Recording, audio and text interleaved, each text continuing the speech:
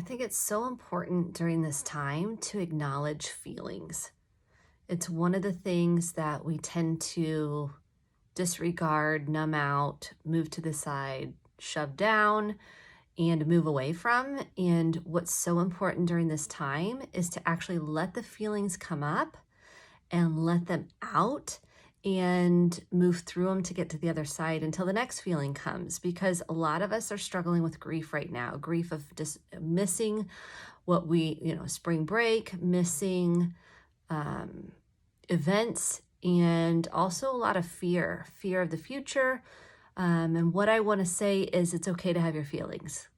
It's okay to have your feelings. It makes sense you have your feelings.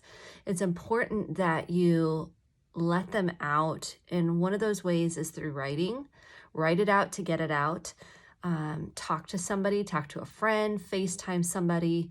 I think one of the most important things is not pretending that you don't have feelings, because that actually freezes them in the body. And we don't want to do that. We want to process. One of the things I find a lot of people don't get to do is process. I process by myself a lot. I'll write it out. That really, really helps me. And some people are like, well, that doesn't help. I'm like, keep with it, keep consistent with it. I talk to myself out loud. So yes, I'm the crazy lady that if you pull up next to me in the car and I'm talking to myself, I might take a deep breath. You're okay. You got this.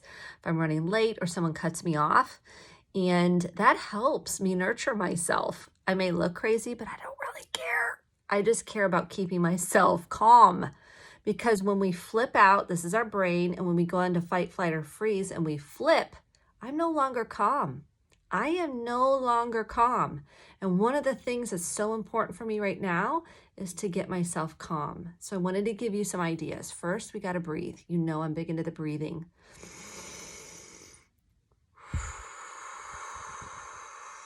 If you'll notice, I drop my shoulders. So you inhale through your nose, exhale out your mouth, repeat, and do that every single hour until bedtime. And I mean it, every single hour till bedtime. The next thing is write it out to get it out.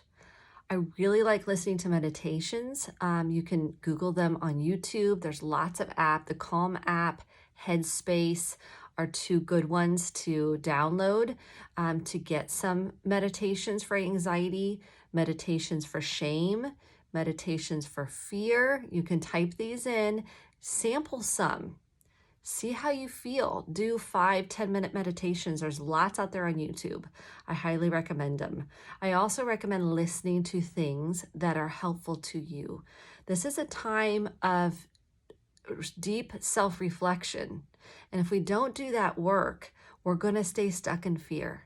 You got to do some deep work. You got to do some self-reflection. And we can do that when our nervous system is calm. This is my little brain. This is my calm brain that can access that prefrontal cortex, that really rational part of myself. So listen to music that can help burst your energy. Movement.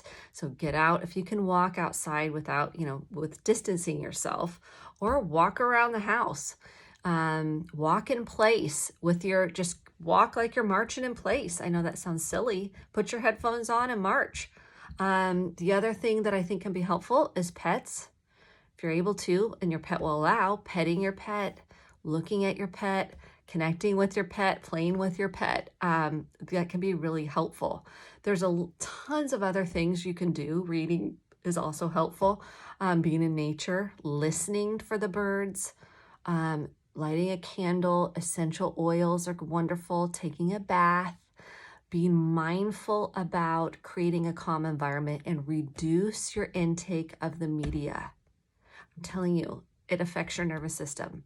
Reduce your intake of the media, and just know that we're all in the same boat. We're all connected in some way, trying to deal with this in our own way. And I'm sending lots of love and prayers to everybody out there. Lots of love and prayers for health, for self-care, for healing, for awakening. And just know that you are being prayed for. So I hope this was helpful. I'll try to do more of these videos if you like them and get on here more frequently to offer support. I'm so grateful that Pathways to Healing Counseling, my counseling practice and the team I have, whom are amazing. We were able to offer teletherapy this week, and I'm telling you, it was wonderful.